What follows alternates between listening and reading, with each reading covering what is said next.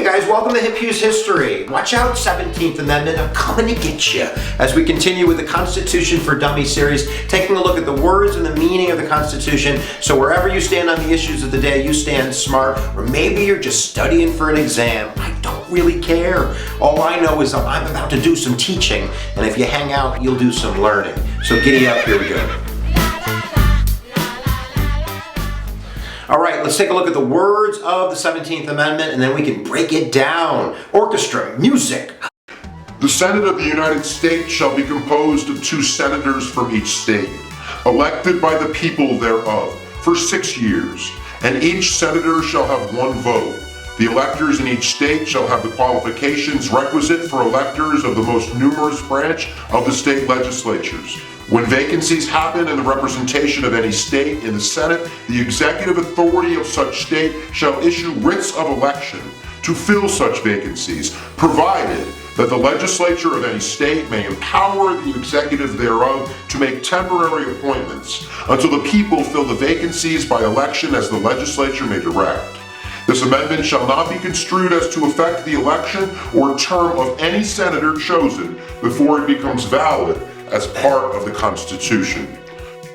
So the words itself, guys, in its most basic form, is direct democracy for the Senate. If you're having trouble remembering numbers, just spell the number 17. This is so stupid. S-E-V, right? Just stop it with the S-E, and at least you'll get to the issue of the Senate. But I'm much more interested in the meaning. So what this basically is going to change is Article 1, Section 3, Clause 1 of the United States Constitution. In the original Constitution, the Senate, which is kind of the representation of states in the Congress, and really a benefactor to the small states because each state gets 2. Rather than having the state legislatures choose those senators, which was the way up to 1913, the people of that state by popular vote, by democracy, will choose it. So in a sense, we're moving from indirect democracy, because the people chose the state legislatures, I guess, to direct democracy. Now the second part of the 17th Amendment also changes the way that vacancies are dealt with. In the original Constitution, if there was a vacancy, the state legislature had to choose the new appointment, and there could be a great lapse of time in there. So the thought was, maybe we should direct away so if there's a vacancy, it gets filled really quick so the state doesn't lose its representation in Congress. So therefore, it gives the state legislatures the authority to give the governor the ability to direct that, to pick somebody, until the legislature schedules a new election so it could be popular vote again, still sticking to that original direct democracy. So that's the 17th Amendment, right? Direct democracy for the people and the vacancy issue. So let's take a look at the history. History! Where are you?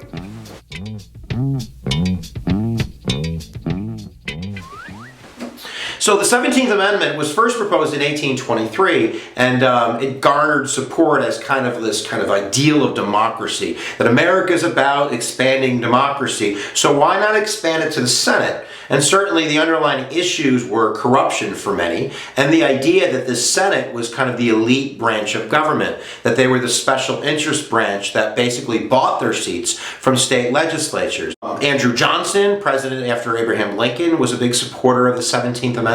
And then as we get to the end of the 1800s, we really see the birth of populism. And populism is kind of a people's movement to kind of garner more power for democracy. We see this in state initiatives and referendums, the direct primary. And I believe there were upwards of 10 or 15 states that already had direct primaries for senators in that state. So in a sense, the state legislatures were only given a candidate from each party that they could choose from. So this movement towards democracy is kind of steamrolling towards the Senate. In 1892, the Populist Party, in their Omaha platform, adopted this idea of the 17th Amendment, and the idea keeps going. It was William Jennings Bryan, right, of the Scopes trial, and he ran for president as a Democrat, as a populist, kind of a man of the people. He was a big pusher for the 17th Amendment. And again, the issue was kind of corruption. This is the heyday of the Gilded Age. And if you look at the cartoon, you can see the cartoon right there. The concept is the Senate is being controlled by these special interests, by these monopolies and steel companies and oil barons that have the money in their pockets to kind of buy senators through the state legislatures. There was also this issue of kind of confusion when there was a vacancy. The Constitution directed that the state legislature would just choose the new nominee, the new senator, but a lot of times there's a lot of bickering and fighting, and there would be vacancies for months and months in the Senate. So that's why that second part kind of deals with the idea of filling that vacancy really quickly. So by 1912, 31 states had already asked the federal government to consider the 17th Amendment, and there was kind of a fear, I think, from Congress that if they didn't do anything, there would be a runaway convention. So if you look at Article 5 of the Constitution, you don't even need the federal government. You can bypass the federal government if you get 2/3 of the states to kind of call for an amendment at a convention, and then 3/4 of the states to agree. You could just say, screw you, federal government, we're going to do it anyway.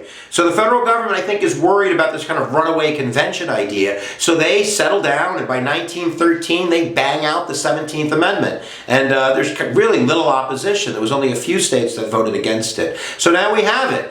Immediately, we see effects. Immediately we see a lot of loss of Republican representation.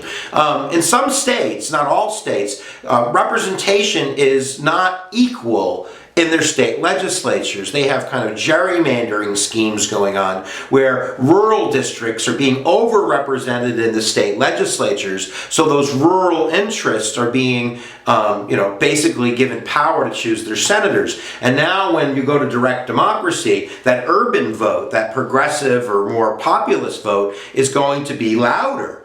So there's definitely an effect. The effect is going to be more progressivism. The effect is going to be, in a sense, a larger share of power for the federal government, which brings us right up against the roof of the opposition. The opposition, I'm against it now. All right, so let's take a look at kind of the opposition to the 17th Amendment, which exists today amongst some conservatives and Tea Party members and people that see this as an issue in federalism. So shout out to my brother Larry, by the way. So if we look at federalism, right, I'm going to grab a piece of paper here.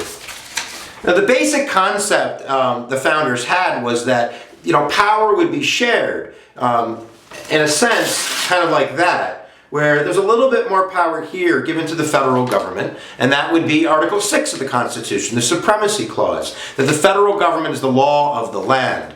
But then there's all these other mechanisms, like the 10th Amendment and checks and balances, to make sure that that power is limited to that piece of paper. So in a sense, when we look at Congress, when we look at the Connecticut Compromise, the Great Compromise that put together Congress, the basic idea is that the federal government is kind of represented by the people through the House of Representation, because that's direct democracy. And the Senate is, in a sense, the home of the states, because the state legislatures choose them. So together, they come together. And they make the federal government. So the opposition to the 17th Amendment basically says is you're taking away this piece of paper from the formula. In a sense, what you're doing is you're robbing that state legislature, that state voice, of their rightful position in Congress. And you're basically throwing it to the people, which becomes... There's a couple arguments against that. One of them is that that was never the intention, that democracy in a sense can be a bad thing. Mob rule, factions, loud voices, they're temporary and they change quickly. The Senate wasn't supposed to be like that, they would say. The Senate was supposed to be kind of like the wise people on the Hill that would say, chill, people.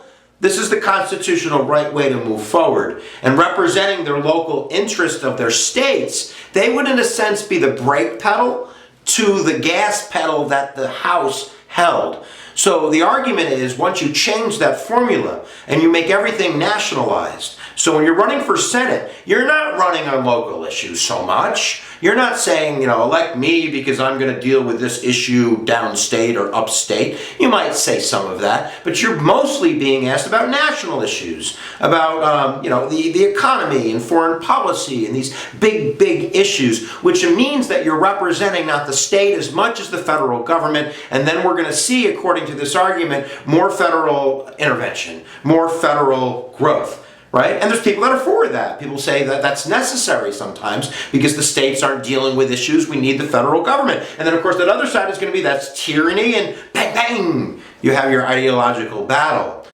Another argument is that this is actually in violation of another part of the Constitution. People who are opponents of the 17th Amendment point to the 5th article of the Constitution, the amendment procedure itself. The formula's gone through about how to amend the Constitution. There's actually kind of a little part at the end there that says, don't mess with equal suffrage of the states and the Senate. Don't you mess with that without the states' consent. So there's that argument that some states have not given the consent to the 17th Amendment, so therefore that disallows this idea that we're taking away their equal suffrage. There's people that would say you still have your equal suffrage, but the formula is different. It's direct democracy against indirect democracy.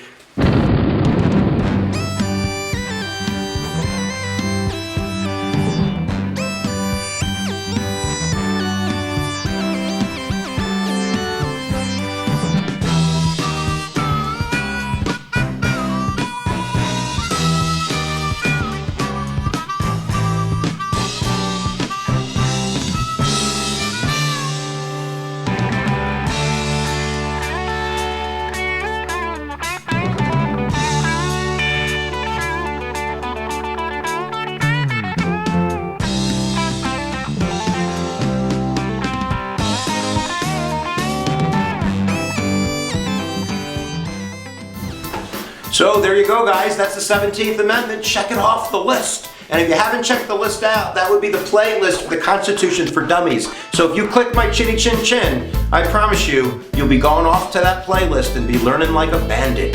And if you haven't checked out Hip Hughes History and subscribed, you can do that by clicking my moving hand. That's right, click the moving hand and subscribe to Hip Hughes History. It's like magic. All right, guys, so glad to do the teaching. We hope you did a little bit of the learning. Where attention goes, energy flows. We'll see you next time.